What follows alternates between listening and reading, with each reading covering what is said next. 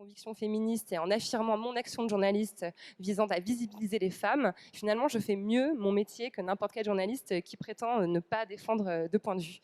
Être mon propre patron, ma propre patronne, c'était aussi important pour moi parce que je me suis souvent heurtée dans ma carrière à des blocages institutionnels, financiers, qui font que quand on a une envie, une idée, il faut convaincre 56 personnes, réunir un budget, etc., avant de faire bouger les choses. Là, au moins, quand j'ai une idée, il tient qu'à moi de la faire. Alors, je vais vous faire mon parcours en quelques mots, en quelques lignes. J'ai grandi à Orléans, une ville dont j'ai ressenti très vite l'envie très forte de m'en aller. Et ensuite, j'ai fait donc Sciences Po à Strasbourg avec Julien. Strasbourg, quand on vient d'Orléans, c'est un petit peu Las Vegas. Voilà. Ensuite, j'ai fait le CFJ, une école de journalisme à Paris. D'ailleurs, au CFJ, c'est étonnant parce qu'on a fait une petite formation radio en première année.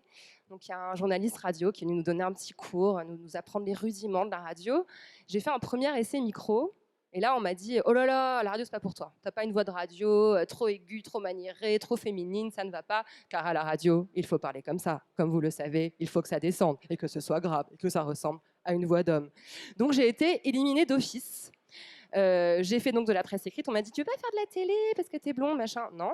Donc j'ai fait de la presse écrite et je trouve ça très ironique que 10 ans plus tard, finalement, ce soit grâce à la radio que je sois en train de m'épanouir professionnellement également, voilà, que ça me permette d'en vivre. Donc merci à ce très clairvoyant professeur du CFJ.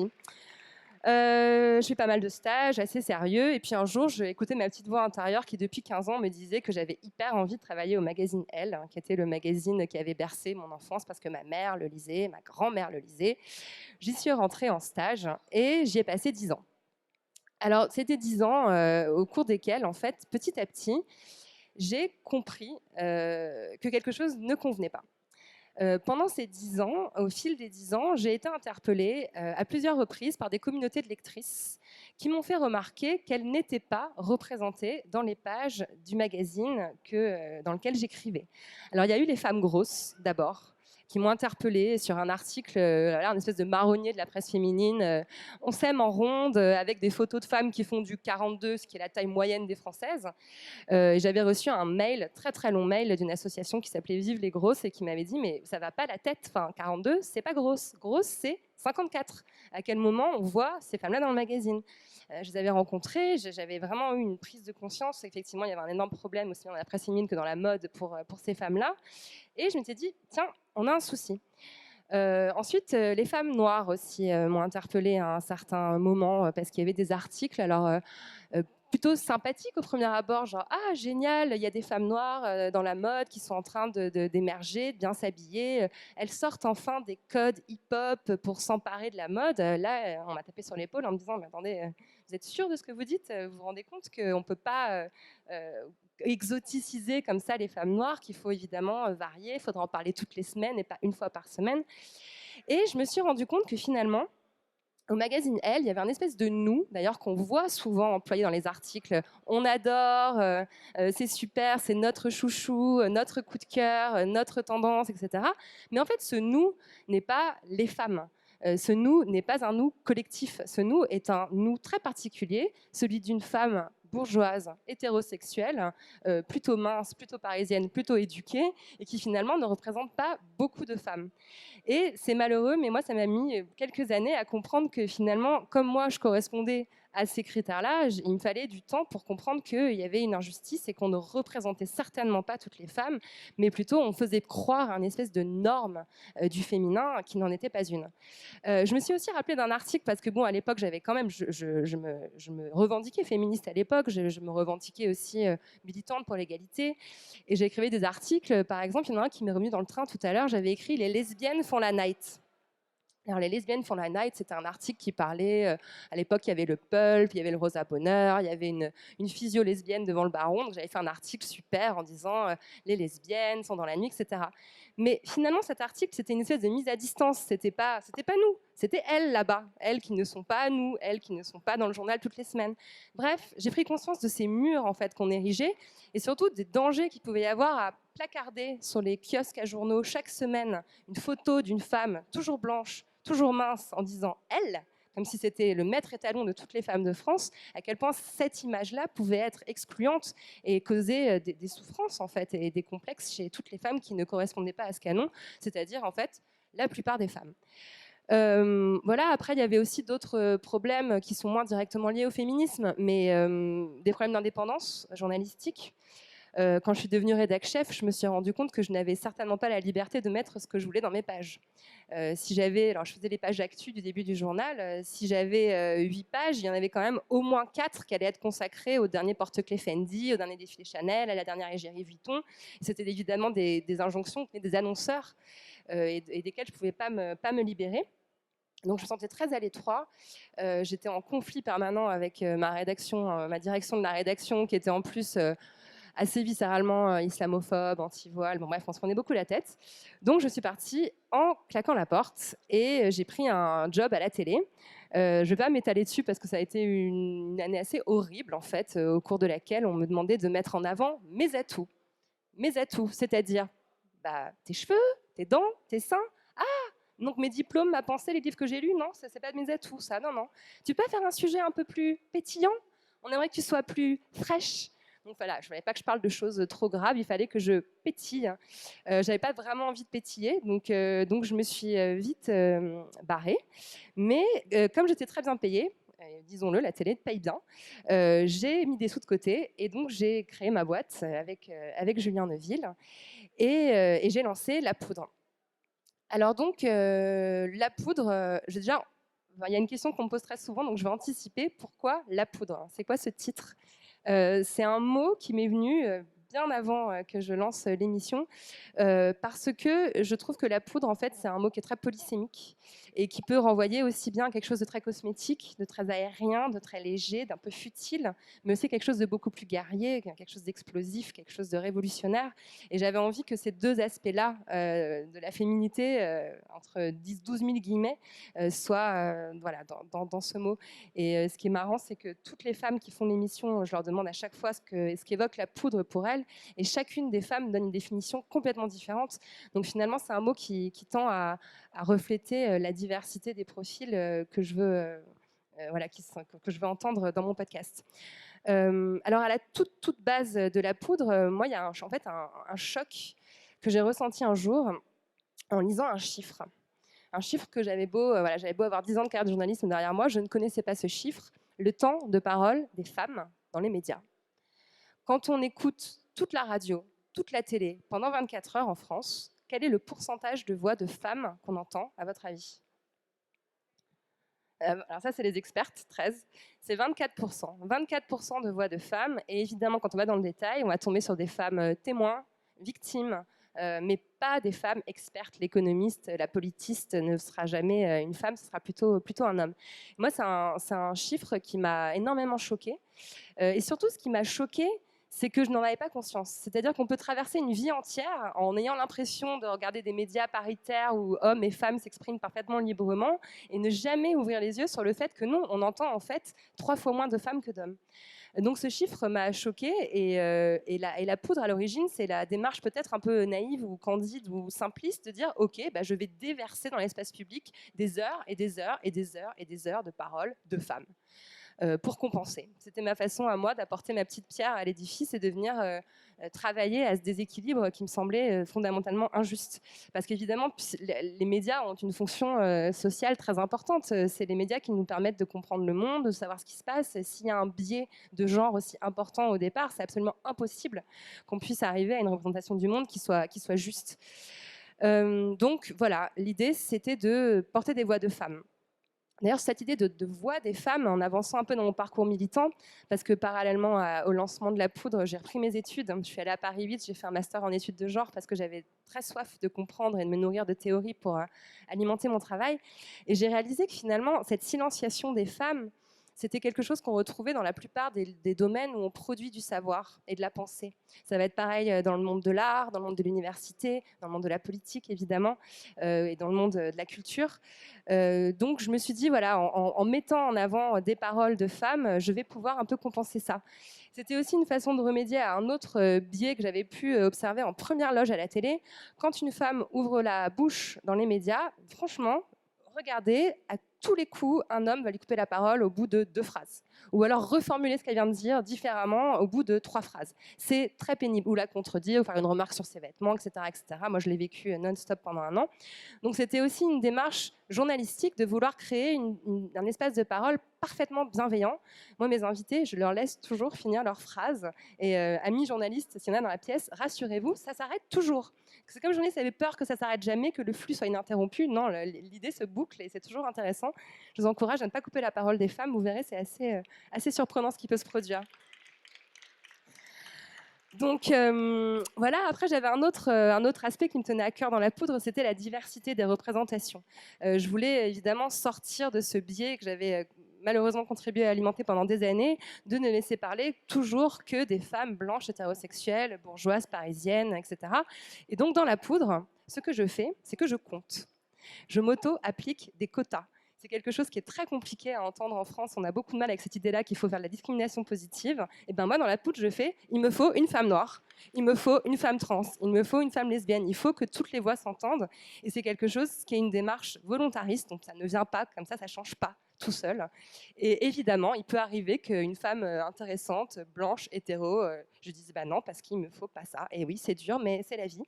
Et je suis très fière d'avoir réussi à proposer dans la poudre des portraits de femmes dans lesquels mes auditrices se retrouvent. Et rien ne me touche plus que quand je reçois un mail d'une femme qui a vécu par exemple un parcours migratoire, qui se trouve enfin raconté en longueur dans un podcast et pas en 2 lignes et demie avec une distanciation un peu espèce de nous et les autres qu'on retrouve dans les autres médias.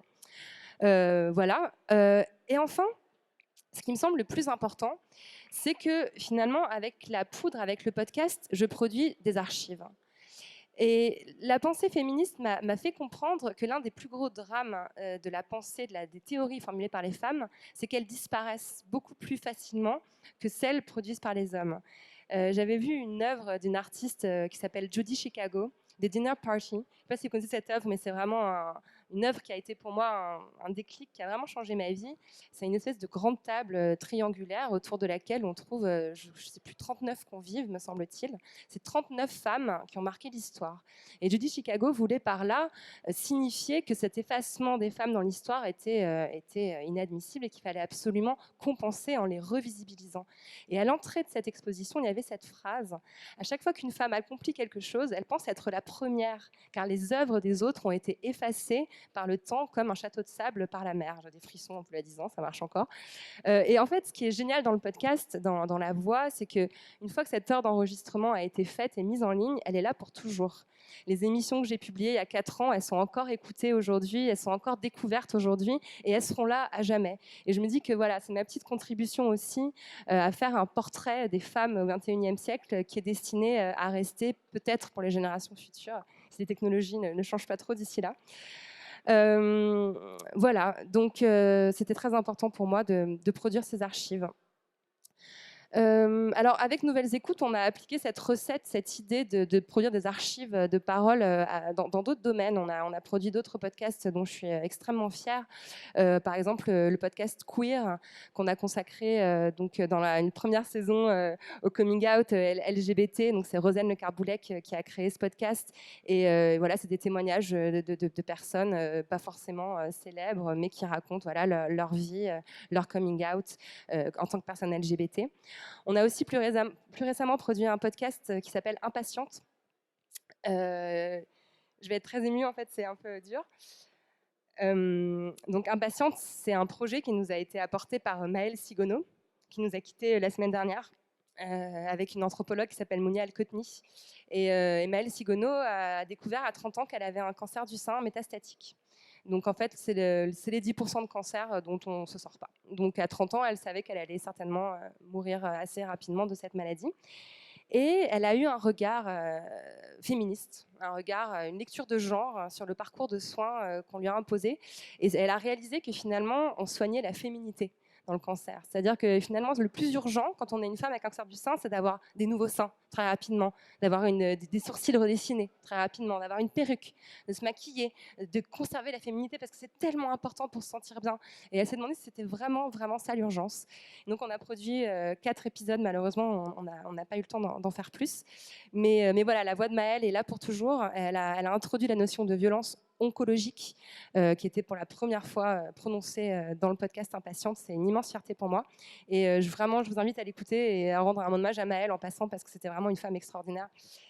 Et voilà. Alors, qu'est-ce que je voulais vous dire d'autre? Je voulais vous dire que ça fait 3 ans que je fais ça. Le bilan est excellent. J'ai une bonne audience, j'arrive à vivre, à embaucher des gens, c'est extraordinaire. Mais je suis très fatiguée. Je suis épuisée, en fait.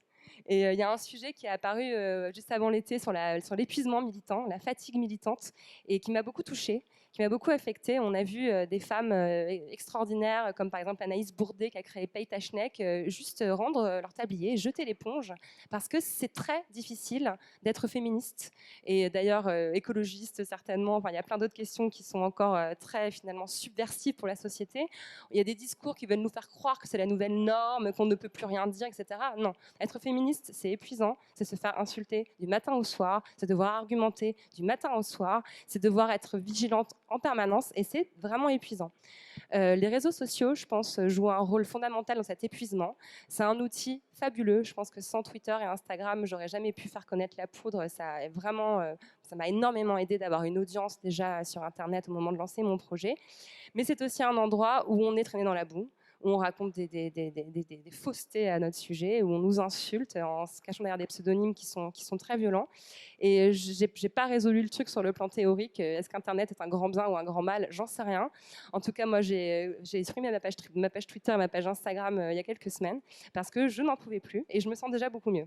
Voilà, petite information en passant. Et d'ailleurs, je voulais en profiter pour rendre hommage aux militantes parce que voilà, je pense à Alice qui se bat depuis 10 ans et je pense que cette fatigue, elle la connaît bien, même si ça se voit pas parce qu'elle est radieuse. Mais voilà, évidemment, les militants écologistes, évidemment, ces questions-là aujourd'hui paraissent évidentes à tout le monde, mais il y a quelques années, c'était des questions, quand on les portait, on avait l'air d'un hurluberlu, et certainement, il y a eu des moments aussi vécus qui n'étaient pas faciles. Donc voilà, je pense que militer, c'est pas un choix facile, c'est un choix qui est souvent précarisant sur le plan aussi bien économique que psychologique. Donc vraiment, bravo pour l'engagement, pour le bénévolat. Heureusement qu'il y en a. Voilà. Et puis enfin, je voudrais aussi rendre hommage aux femmes qui parlent, femmes qui prennent la parole. Celles qui sont venues dans mon podcast, évidemment, parce que c'est aussi un courage inouï de venir se raconter pendant 1 heure. Inès Rowe, que vous allez entendre tout à l'heure, m'a fait l'honneur d'une interview qui n'est pas encore parue, qui va apparaître dans quelques mois. Mais moi, quand j'invite une femme à lui dire, voilà, viens te raconter dans mon podcast pendant 1 heure, je trouve que répondre oui, avoir le courage de venir se raconter soi, c'est extraordinaire. Donc je voudrais vraiment les remercier. Et remercier aussi toutes celles qui ont pris la parole avec cette libération de la parole avec 18 000 guillemets autour du harcèlement sexuel, autour du viol. Je pense que pour que cette parole se libère, il faut créer des espaces bienveillants.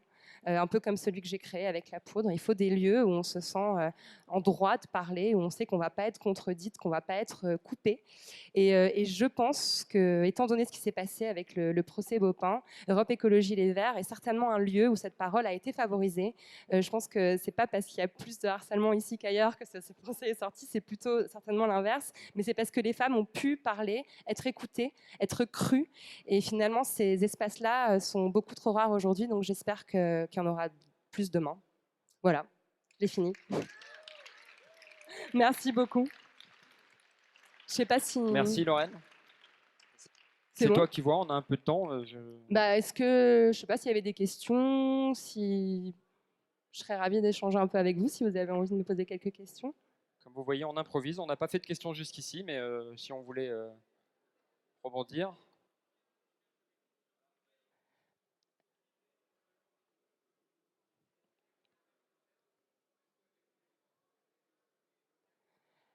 Alors, est-ce que... Oui, vas-y, parce Julien. qu'on est un peu suivi en ligne, et puis tant qu'à faire, la vidéo est enregistrée. Donc la question, c'est est-ce que vous produisez tout, ou est-ce que les nouvelles écoutes, c'est que vos idées, ou est-ce que vous pouvez en avoir de l'extérieur, c'est ça? Non, non, heureusement, on se nourrit beaucoup d'idées qui viennent de l'extérieur. D'ailleurs, tout à l'heure, Étienne Tabag, qui est sur les listes marseillaises, il est venu nous voir. C'est un prof d'économie. Il est venu nous voir il y a 2-3 ans avec une idée de podcast économique qu'on a adorée et qu'on a produite. Donc, il y a beaucoup, beaucoup d'idées qui viennent de l'extérieur. Alors, on en reçoit énormément. Il y a un gros engouement sur le podcast en ce moment et on s'en réjouit. Mais si vous avez une idée de podcast, n'hésitez pas à nous écrire bonjour@nouvellesécoutes.fr. Une autre question brûlante? Sinon, je pense que Lorraine, tu restes un peu. Moi, je peux rester, ouais. Bon, parce qu'il y a la fête après. Ça. Ah bah moi, oui, bien sûr. Bon, voilà, très bien. Pas de questions, c'est bon, on enchaîne. Vous pouvez l'applaudir? Ah si. Et il faut pas se limiter. Je vois une main levée de la part d'une femme. Donc vas-y, je t'en prie, du coup.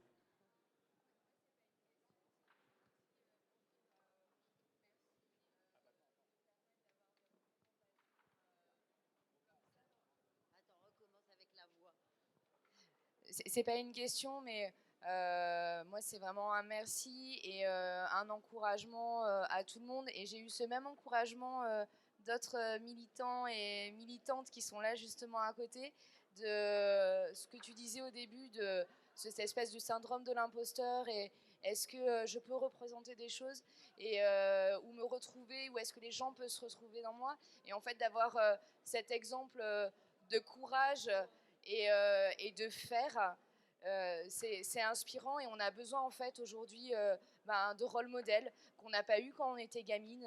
On n'avait aucun rôle modèle et Internet effectivement c'est violent et c'est horrible. Mais sans ça, on n'aurait pas cette sororité, on n'aurait pas la capacité de voir tout ce qui existe ailleurs et ces rôles modèles dont tu fais partie.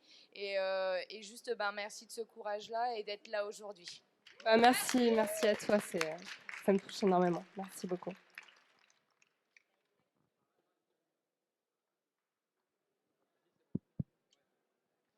Pareil, pas du tout de questions, c'était tout bien clair, mais énormément de remerciements pour ce qui est fait. Parce qu'en effet, libérer la parole des femmes, c'est une belle expression. En fait, les meufs, elles parlent, mais on les écoute jamais. Il n'y a aucun endroit pour déposer ce qu'elles racontent. Donc, c'est très important. Moi, je crois beaucoup, en effet, à la logique podcast pour développer plein d'idées autour de l'écoféminisme. Je pense qu'on peut faire beaucoup comme ça. Donc, un grand merci. Continuez, c'est génial. Merci du fond du cœur. Merci. C'est en toute sororité qu'on conclut cette intervention. Merci beaucoup, Lorraine. Puis tu restes avec nous. Et puis merci du coup d'avoir accepté de parler aussi un peu de toi, quand même. Merci.